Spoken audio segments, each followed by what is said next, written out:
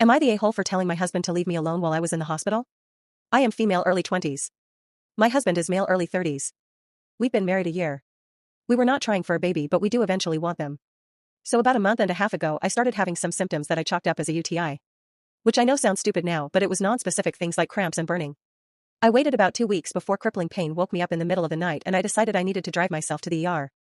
However, I couldn't even drive, it hurt so bad. My husband took me and turns out I was having an ectopic pregnant and it ruptured. It was a very shocking experience. I hadn't even known I was pregnant. I had a surgery and ended up with sepsis.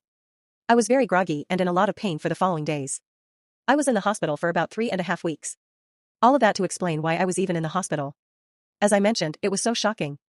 I was so upset about losing a baby I wasn't even trying for but would have loved so much, on top of just being in pain and hating being in the hospital.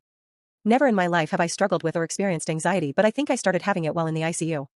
The doctors had prescribed me some medication that I could ask for, but my husband advised me not to. He's weirdly anti-medication for depression/anxiety, things like that, so I never did. However, one night I just had a particularly bad night and had so much anxiety and fear around everything. They had to remove one of my fallopian tubes, so I was just so upset that I might not ever have a baby again. And I lost one.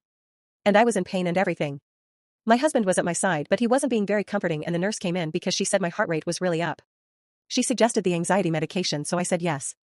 My husband didn't say anything until she gave it to me and left, but then he started to lecture me on how I don't need more medication and I need to just work on calming my breathing and relaxing. We bickered for truly an hour before I eventually just snapped and told him to leave alone.